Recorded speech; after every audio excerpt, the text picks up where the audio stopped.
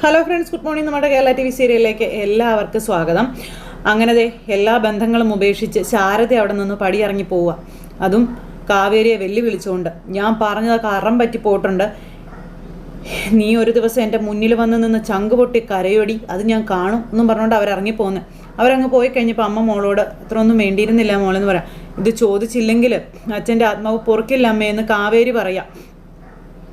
അതും പറഞ്ഞ് കാവേരി അകത്തേക്ക് കയറിപ്പോയി. വിനോദം ഇങ്ങനെ നിസ്സഹായനായിട്ട് ഇങ്ങനെ നിൽക്കുന്നു.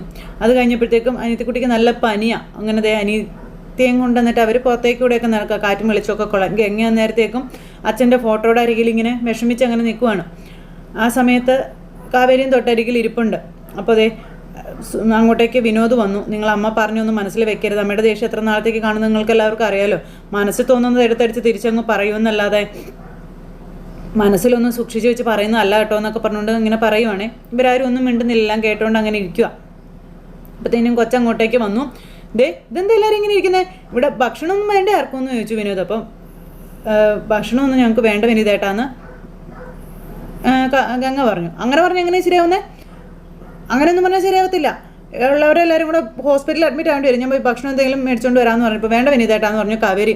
ഞങ്ങൾ ഉണ്ടാക്കിക്കോളാമെന്ന് കാവേരി പറഞ്ഞു. എന്നാൽ പിന്നെ പെട്ടെന്ന് വേണം. നോക്ക്, മോളെ കണ്ടില്ലേ, കുഞ്ഞു വല്ലാണ്ട് തളർന്നിരിക്കുക. അപ്പം ഞാൻ ഉണ്ടാക്കിക്കോളാം വിനോദേട്ടാന്ന് പറഞ്ഞുകൊണ്ട് നമ്മുടെ ഗംഗ അടുക്കളയിലേക്ക് പോയി എല്ലാവർക്കും വേണ്ടുന്ന ദോശയൊക്കെ ഉണ്ടാക്കുവാണ്. ആ സമയത്ത് അച്ഛൻ പറഞ്ഞ ഓരോ കാര്യങ്ങളും ആലോചിക്കുവാണ്. കുടുംബമാണ് എൻ്റെ സന്തോഷം, വേർത്താലും കുഴഞ്ഞു വീണാലും അല്ലെങ്കിൽ കൂടെയുള്ളവർ വീണു മരിക്കുന്നതും ഈ കണ്ണുകൊണ്ട് കണ്ടിട്ടുണ്ടെന്നൊക്കെ അദ്ദേഹം പറഞ്ഞത് വിനീതും ഇങ്ങനെ ആലോചിക്കുക. അതായത് ഗൾഫ് രാജ്യങ്ങളിലെ കാര്യങ്ങളെപ്പറ്റി. അവിടെ ചെന്ന് കഴിഞ്ഞാൽ തിരിച്ചു പോരുന്ന ദിവസത്തിന് വേണ്ടി ആശിച്ച് മോഹിച്ച് തപസ്സിരിക്കുന്നത്, പക്ഷെ പറ്റില്ല മോനെ, പിടിച്ചു നിന്നേ പറ്റുള്ളൂ എന്നൊക്കെ പറയുന്നത്, കുടുംബത്തിന് വേണ്ടി പൊരുതണമെന്നൊക്കെ പറഞ്ഞ കാര്യങ്ങൾ, ഇതെല്ലാം നമ്മുടെ വിനീതും ഗംഗയും അവിടെ നിന്നിങ്ങനെ ആലോചിക്കുക കേട്ടോ. ആ സമയത്ത് വിനീത് അടുക്കളയിലേക്ക് ഗംഗയുടെ അടുത്തേക്ക് വന്നു. ഗംഗയുടെ അടുത്തേക്ക് വന്നപ്പോൾ ഗംഗയെന്നും പറഞ്ഞ് വിളിച്ചു. ഗംഗ ഇങ്ങനെ അച്ഛനെ പറ്റി ആലോചിച്ചുകൊണ്ട് ഇങ്ങനെ നിൽക്കുക, കണ്ണുനീരൊക്കെ തുടച്ച് നിൽക്കുമ്പോൾ ഗംഗ വിഷമിക്കൊന്നും വേണ്ട കേട്ടോ, അമ്മാവൻ്റെയും ഗംഗയുടെ ആഗ്രഹം പോലെ തന്നെ കല്യാണം നടക്കും എന്ന് വിനീത് ഇങ്ങനെ പറയുവാണേ. അപ്പോൾ ഗംഗ ഇങ്ങനെ നോക്കുക, ജയപാലനങ്ങളല്ലേ ആലോചന കൊണ്ടുവന്ന്, ഞാൻ അവരോട് ഒന്നുകൂടി സംസാരിക്കാമെന്ന് പറഞ്ഞു, എന്തെങ്കിലും തെറ്റിദ്ധാരണയുണ്ടെങ്കിൽ അത് മാറ്റാമെന്നൊക്കെ വിനീത് ഇങ്ങനെ പറഞ്ഞപ്പോൾ ഗംഗ ഇങ്ങനെ വിനീതിനെ നോക്കുക കേട്ടോ. അപ്പോഴത്തേക്കും ദോശ കരി പിടിച്ചു. ദോശ കരിയുന്നുണ്ടല്ലോ എന്നും പറഞ്ഞ് വിനീത് ഇങ്ങനെ ഉണ്ടാക്കാൻ നോക്കും. വേണ്ട വിനീതേട്ട, ഒരിക്കൽ കരിഞ്ഞാൽ പിന്നെ അത് കൊള്ളില്ല എന്നും പറഞ്ഞുകൊണ്ട് നമ്മുടെ ഗംഗ വിനീതിനോട് പറയുക. അങ്ങനെ ഗംഗ എന്നിട്ട് വിനീതിനെ ഇങ്ങനെ നോക്കുക കേട്ടോ, കരഞ്ഞുകൊണ്ട്. ഇപ്പോൾ വിനീത് ഇങ്ങനെ സങ്കടപ്പെട്ട് ഇങ്ങനെ നോക്കി ഗംഗയെ തന്നെ നിൽക്കുന്നു. ആ സമയത്ത് കണ്ണുനീരൊക്കെ തുടച്ച് കരിഞ്ഞ ദോശ ഇങ്ങനെ എടുത്ത് കളയുന്നു. അത് കഴിഞ്ഞിട്ട് അടുത്തത് ഉണ്ടാക്കാൻ തുടങ്ങുക. സമയത്ത് കാവേരി അവിടെ ഇങ്ങനെ വിഷമിച്ചിരിക്കുന്നു. അതുപോലെ അമ്മ, അനിയത്തിമാർ എല്ലാവരും ഇങ്ങനെ സങ്കടപ്പെട്ടിരിക്കുമ്പോഴത്തേക്കും ഭക്ഷണമായിട്ട് ഗംഗയും വിനീതും അങ്ങോട്ടേക്ക് വന്നു. വാ എല്ലാവരും വന്നിരുന്ന് കഴിക്കുക എന്നും പറഞ്ഞുകൊണ്ട് വിനീത് എല്ലാവർക്കും വിളമ്പി കൊടുക്കുന്നു, എല്ലാവരെയും കഴിപ്പിക്കാൻ നോക്കുക കേട്ടോ. ആ സമയത്ത് കൊച്ചാണെങ്കിൽ ഒന്നും കഴിക്കുന്നില്ല. എൻ്റെ മോള് ഭക്ഷണം കഴിച്ചില്ലെങ്കിൽ വീണ് പോകും, കഴിക്കാൻ പറഞ്ഞ് അനിയത്തിയെ സമാധാനിപ്പിക്കുക കാവേരി. നമ്മൾ പറയുന്നതും ചെയ്യുന്നതും ഒക്കെ അച്ഛന് കാണുകയും കേൾക്കുകയൊക്കെ ചെയ്യാം, അത് നമുക്കറിയില്ലേ. നമ്മൾ ഭക്ഷണം കഴിക്കാതെ വിഷമിച്ചിരുന്നാലേ അച്ഛനത് വിഷമവും സങ്കടമൊക്കെ ആകില്ലേ എന്നൊക്കെ ഇങ്ങനെ കാവേരി അനിയത്തിയോട് പറയാം. അച്ഛനെ വെറുതെ സങ്കടപ്പെടുത്തണോ മോളെ എന്നൊക്കെ ചോദിച്ചപ്പം വേണ്ടാന്ന് പറഞ്ഞു കൊച്ച്. അങ്ങനെ അവർ കഴിക്കുക. അങ്ങനെ മനസ്സോടെ ഓരോ പറ്റാണെങ്കിലും എല്ലാവരും കഴിക്കുകയാണ്. അച്ഛനില്ലാത്ത വീട്ടിൽ നമ്മൾ എങ്ങനെ ജീവിക്കും ചേച്ചെന്ന് വെച്ചപ്പോൾ അച്ഛൻ ഇവിടെ ഇല്ലെന്ന് ആരാ പറഞ്ഞേ? അച്ഛൻ ഗൾഫിലായിരുന്ന സമയത്ത് നമ്മളിവിടെ ജീവിച്ചിട്ടില്ലേ, അതുപോലെ അച്ഛൻ വേറെ എവിടെയെങ്കിലൊക്കെയാണെന്ന് നമ്മൾ വിചാരിച്ചു, അങ്ങനെ ജീവിക്കും. അപ്പോൾ നമ്മളെങ്ങനെ അങ്ങനെ അംഗീകരിക്കും ചേച്ചി? അച്ഛൻ നമ്മളോട് ഇടയ്ക്ക് ഫോണിലൊക്കെ സംസാരിക്കാറുണ്ടായിരുന്നല്ലോ ചേച്ചി എന്നൊക്കെ പറയാം. അപ്പോൾ ഫോണൊന്നും കിട്ടാത്ത ഒരു സ്ഥലത്താണ് അച്ഛനുള്ളതെന്ന് വിചാരിച്ചാൽ മതി എന്ന് പറഞ്ഞ് കാവേരി പറയാം. എന്ന് കരുതി അച്ഛൻ നമ്മളെ മറക്കുമോ എന്നൊക്കെ ചോദിച്ച് കാവേരി ഇങ്ങനെ അനിയത്തിമാരെ സമാധാനിപ്പിക്കാം. ഫോണിൽ സംസാരിക്കാൻ പറ്റിയില്ലെങ്കിലും അച്ഛൻ എപ്പോഴും നമ്മളെപ്പറ്റിയുള്ള ഓർമ്മയുണ്ടാകും, നമ്മളെപ്പറ്റിയുള്ള ഓർമ്മകളും ചിന്തകളും ഒക്കെ ഉണ്ടാകും എന്നൊക്കെ പറയും. അപ്പോഴത്തേക്കും ഇവരെല്ലാവരും ഞങ്ക് പൊട്ടിയിരുന്ന് കരയും കേട്ടോ. അങ്ങനെ കരഞ്ഞുകൊണ്ട് ഇങ്ങനെ ഭക്ഷണം ാണ് മക്കൾ. അപ്പോൾ അമ്മയോട് കഴിക്കാനായിട്ട് ഗംഗ പറഞ്ഞു. അങ്ങനെ ഭക്ഷണം അമ്മയെ കൊണ്ടും കഴിപ്പിക്കുകയാണ്. അങ്ങനെ ഇരിക്കുമ്പം വിനീതിനെ വിളിച്ചു. വിനീതേട്ടൻ വന്ന് കഴിക്കാൻ പറഞ്ഞു ഗംഗ. അപ്പോൾ എനിക്ക് വേണ്ട ഗംഗയെന്ന് പറഞ്ഞു. ഞങ്ങളുടെ കൂടി വിനീതേട്ടനും കൂടി പട്ടിണി കിടക്കരുതെന്ന് പറഞ്ഞു ഗംഗ. കഴിക്കാൻ പറഞ്ഞു. അങ്ങനെ വിനീതിനെ നിർബന്ധിച്ച് ഗംഗ കഴിപ്പിക്കുക. അതിനുശേഷം ഗംഗയ്ക്ക് അമ്മ വാരി കൊടുക്കുകയാണ്. അങ്ങനെ അച്ഛൻ്റെ ഫോട്ടോയുടെ മുന്നിലിരുന്ന് എല്ലാവരും തകർന്നിരിക്കുന്നു. അതിനുശേഷം പിന്നെ കാണിക്കുന്നത് നമ്മുടെ കാവേരി ഇങ്ങനെ ഇരിക്കുന്നു. കാവേരിയുടെ അടുത്തേക്ക് അച്ഛൻ കാവേരി മോളയെന്ന് പറഞ്ഞ് വിളിക്കുക. എന്നിട്ട് വാന്നും പറഞ്ഞ് ഇങ്ങനെ ഇരിക്കുക. അന്നേരത്തേക്കും നമ്മുടെ കാവേരി ഓടിച്ചെന്ന് അച്ഛനെ കെട്ടിപ്പിടിക്കുക. അപ്പോൾ അച്ഛൻ ഞങ്ങളിട്ടിട്ട് പോയില്ലേ എന്ന് കാവേരി ചോദിച്ചപ്പോൾ ഞാൻ എങ്ങോട്ട് പോകാനാ മോളെ, നിങ്ങളല്ലാതെ അച്ഛന് വേറെ ആരാ ഉള്ളത് എന്നൊക്കെ അച്ഛനിങ്ങനെ കാവേരിയോട് ചോദിക്കുക. കുറച്ച് നേരം മുൻപ് നീ അവരോട് പറയുന്നൊക്കെ ഞാൻ കേട്ടു. അച്ഛൻ എങ്ങും പോയിട്ടില്ലെന്നേ, എല്ലാം കണ്ടും കേട്ടും അച്ഛൻ ഇവിടെ തന്നെയുണ്ട്. അത് തന്നെ ആട്ടോ സത്യമെന്ന് അച്ഛൻ ഇങ്ങനെ പറയുന്നു. അപ്പോൾ കാവേരി നിന്ന് ഭയങ്കര കരച്ചില്ല. മോള് കരയല്ലേ, നീ കരഞ്ഞാൽ പിന്നെ മറ്റുള്ളവരുടെ കാര്യങ്ങളൊക്കെ ആരും നോക്കും? അച്ഛൻ്റെ പൊന്നു മോളല്ലേ നീ, എല്ലാവരെക്കാളും ധൈര്യശാലിയും നീയല്ലേ എന്ന് ചോദിച്ചു. അപ്പോൾ എൻ്റെ ധൈര്യമല്ല എൻ്റെ അച്ഛനാ, അച്ഛൻ പോയാൽ പിന്നെ എന്ത് ചെയ്യണമെന്ന് എനിക്ക് അറിയില്ല അച്ഛാന്നൊക്കെ കാവേരി പറയുമ്പം അച്ഛൻ എങ്ങോട്ടും പോയിട്ടില്ല എന്ന് പറഞ്ഞില്ലേ, അച്ഛൻ ഇവിടെ തന്നെയുണ്ട്. നീ എന്നെ ഓർമ്മിച്ചാൽ മാത്രം മതി, ആ നിമിഷം വന്ന് ഞാൻ നിന്റെ കൈ പിടിക്കുമല്ലോ. ഞാൻ എന്താ അച്ഛാ ചെയ്യേണ്ടതെന്ന് ചോദിക്കുമ്പോൾ മോളെ ഇതുവരെ സംഭവിച്ച എന്തൊക്കെയാണെന്ന് അച്ഛൻ അറിയാം, ഇനി സംഭവിക്കാൻ പോകുന്നത് എന്താണെന്ന് അച്ഛൻ അറിയില്ല എന്ന് അദ്ദേഹം പറഞ്ഞു. എന്തൊക്കെ സംഭവിച്ചാലും മറ്റുള്ളവരെല്ലാം നിന്റെ കൂടെ ഉണ്ടാകും, അവരെല്ലാം നീ തന്നെ നോക്കണം. അച്ഛമ്മയെ, അമ്മയെ, നിന്റെ ചേച്ചിയെ, അനിയത്തിമാരെ എല്ലാവരെയും നീ നോക്കണമെന്ന് പറയുമ്പം ഞാൻ ഇനി എങ്ങനെയാ അച്ഛാ നോക്കുന്നതെന്ന് ചോദിച്ചു കാവേരി.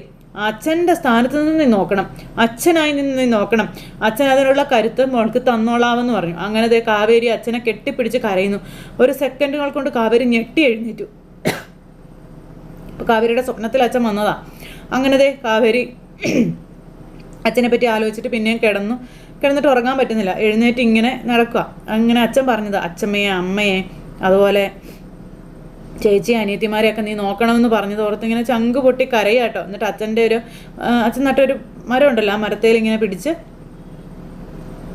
ഇങ്ങനെ നിന്ന് കരയാം. പിറ്റേ ദിവസം ആയി കഴിഞ്ഞപ്പോഴത്തേക്കും പിന്നെ കാണിക്കുന്ന ജയപാലനാണെങ്കിൽ സ്വന്തം വീട്ടിൽ അരവിന്ദനെ പോലെ തന്നെ ജയനും എൻ്റെ നല്ലൊരു സുഹൃത്താണെന്നൊക്കെ പറയുന്നു. ആ ഒരു വിശ്വാസത്തിൽ ഗംഗയുടെ കാര്യം ഞാൻ പറഞ്ഞപ്പോൾ ജയൻ കണ്ണും പൂട്ടി ഈ ബന്ധം അങ്ങ് ഉറപ്പിച്ചെന്ന് പറഞ്ഞുകൊണ്ട് വീട്ടിലിരുന്ന് വിനീതിനോട് സംസാരിക്കാം. അപ്പോൾ എന്നാലും ആ തീരുമാനം മാറ്റി ഞങ്ങളൊന്ന് സംസാരിച്ചുകൂടെ എന്നൊക്കെ ചോദിച്ചു കേട്ടോ വിനീത്.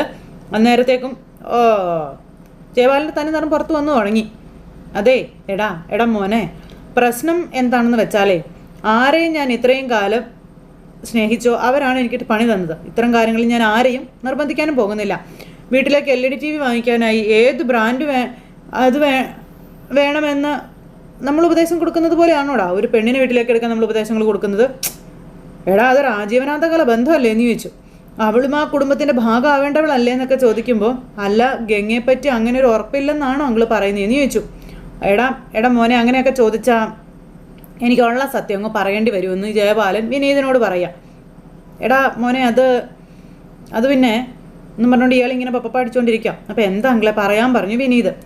ഗംഗയെപ്പറ്റിയേ എനിക്ക് നല്ല ഉറപ്പാടാ, പക്ഷേ നിന്നെപ്പറ്റിയേ എനിക്ക് എന്ത് ഉറപ്പാടാ ഉള്ളതെന്ന് ചോദിച്ചു. അപ്പോൾ വിനീത് ഇങ്ങനെ നോക്കുക, ഇയാളെന്താ ഇങ്ങനെ പറയുന്നതെന്നൊരിതിൽ. ഗംഗയെ പ്രസവിച്ചപ്പോഴേ ആദ്യം കയ്യിലെടുത്തത് നീയാണെന്നാണ് പറഞ്ഞത്. അന്ന് കയ്യിലേക്കെടുത്ത ഭാരം നീ ഹൃദയത്തിലേക്കും അങ്ങ് എടുത്തു വെച്ചു. അവളുടെ പടം നിന്റെ കടയുടെ ചുമടിൽ വരച്ചു വെച്ച് അത് നോക്കിക്കൊണ്ടിരുന്ന് തയ്ച്ചല്ലേടാ നീ ജീവിക്കുന്നേ. അത് ഈ നാട്ടുകാർക്ക് മൊത്തം അറിയാവുന്ന കാര്യമല്ലേടാ എന്ന് ചോദിച്ചു. പിന്നെ ആ വീട്ടിലെ നിനക്ക് ഏത് പാതിരാത്രി വേണമെങ്കിലും ചെന്ന് കയറാം, ഇറങ്ങിപ്പോരുകയും ചെയ്യാം. വേണമെങ്കിലേ ആ പെൺകുട്ടികളുടെ ബെഡ്റൂമിൽ കയറി ഇറങ്ങാം, അങ്ങനെയൊക്കെ പറയും ഇയാൾ. അമ്മാവിയുടെ മോൻ എന്നുള്ള ലൈസൻസ് ഉണ്ടല്ലോ ഇല്ലേന്ന് ചോദിച്ചു. അരവിന്ദനാണെങ്കിലോ അങ്ങും ഗൾഫിലും, പിന്നെയുള്ളത് 6 പെണ്ണുങ്ങളാ. നിനക്കവിടെ സംരക്ഷകൻ്റെ റോളാണല്ലോ ഉള്ളത് അല്ലേ? അതിനിടെ വേര് തന്നെ വിളവ് തിന്നുന്നുണ്ടോ എന്നൊക്കെ ആര് കണ്ടെന്നൊക്കെ ചോദിച്ചുകൊണ്ട് ഇയാൾ ഇങ്ങനെ മോശം രീതിയിൽ വിനീതിനോട് പറയും. അപ്പോൾ വിനീതിൻ്റെ ദേഷ്യം വന്നു. നിനക്ക് തന്നെ അവളെങ്ങ് കെട്ടിക്കൂടെ? ഞാനെന്തിനാ പിന്നെ ഇക്കാര്യം പറഞ്ഞ് വേറെ ആൾക്കാരെ നിർബന്ധിക്കാൻ പോകുന്നത്? അല്ല, നിനക്കിനിയൊന്നും പറയാനില്ലെങ്കിൽ മുമ്പ് വിട്ടോളാൻ പറഞ്ഞു. അപ്പോഴത്തേക്കും ഭാര്യ അങ്ങോട്ടേക്ക് വന്നു. അവരിതൊക്കെ കേട്ട് അന്തം വിട്ട് ഇങ്ങനെ നിൽക്കുക. വിനീത് അവിടെ നിന്ന് അങ്ങ് പോയി കഴിഞ്ഞപ്പോഴത്തേക്കും ജയപാലൻ ചെന്ന് വിനീതിനെ യാത്രയാക്കിയിട്ട് വാതിലും അങ്ങ് അടച്ചു. പിന്നെ ഇത് നിന്നോടുള്ള സ്നേഹം കൊണ്ട് ഞാൻ പറയുന്നല്ല കേട്ടോ, ആ പെൺകുട്ടികളോടുള്ള സ്നേഹം കൊണ്ട് ഞാൻ പറയാം കേട്ടോ. മൂത്ത പെൺകൊച്ചിന് ആരുടെയെങ്കിലും തലയിൽ കെട്ടിവെച്ചിട്ട് നീ തടി വരാൻ ശ്രമിക്കുന്നു എന്നാണ് നാട്ടുകാർ പറയുന്നതേ. ഗംഗയുടേതല്ല, ആ വീട്ടിൽ ആരുടെയെങ്കിലും കല്യാണം നടക്കണമെങ്കിൽ നീ ആ വഴിക്ക് പോവാതിരിക്കണം, മനസ്സിലായോ? ശരിയെന്നാ പൊക്കോ, വിട്ടോ എന്നും പറഞ്ഞുകൊണ്ട് ഇയാളിങ്ങനെ നമ്മുടെ വിനീതനെ അതിൽ നിന്ന് മാറ്റാനായിട്ട് ശ്രമിക്കാം. അവനെന്തിനു വന്നതാ? അവനൊരു ഡ്രാമയായിട്ട് ഇറങ്ങിയതാണെന്നും പറഞ്ഞ് ജയപാലനകത്തേക്ക് കയറിപ്പോയി.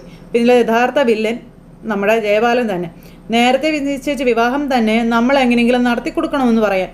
എന്തോന്നാ കാര്യം എന്നൊക്കെ ചോദിക്കുമ്പം എന്താ കാര്യം എന്ന് ജയപാലേട്ടൻ തന്നെ പറയാൻ പറഞ്ഞു. എനിക്ക് ഈ വളഞ്ഞ വഴിയൊന്നും അറിയാൻ പാടില്ല എന്നാ ചേച്ചി പറയുമ്പം അരവിന്ദൻ മരിച്ചു കഴിഞ്ഞപ്പോഴേ ഈ പ്രതീക്ഷിച്ച പണം കിട്ടുമോ? ഇല്ല, ഗംഗയോടുള്ള കമ്പം അവൻ അങ്ങ് തീർന്നു, അത്രേ ഉള്ളൂ. ഇനി വേറെ ഏതെങ്കിലും പെണ്ണിനെ മതി. അത് വളഞ്ഞ വഴിക്ക് സാധിക്കാൻ വേണ്ടിയിട്ടാ നിരാശാ കാമുകൻ്റെ ആ ഒരു ഇതും വെച്ചേ എന്നെ കാണാൻ വന്നിരിക്കുന്നതെന്നൊക്കെ പറഞ്ഞുകൊണ്ട് പാവം വിനീതിനെ പറ്റി പറയാം. അരവിന്ദേട്ടൻ മകനെ പോലെ ചേർത്ത് നടന്ന പയ്യനല്ലേ അത്, എന്നിട്ടാണ് അവനിങ്ങനെ ദേ നമ്മൾ ആലോചിച്ച പാവമൊന്നും അല്ല അവൻ.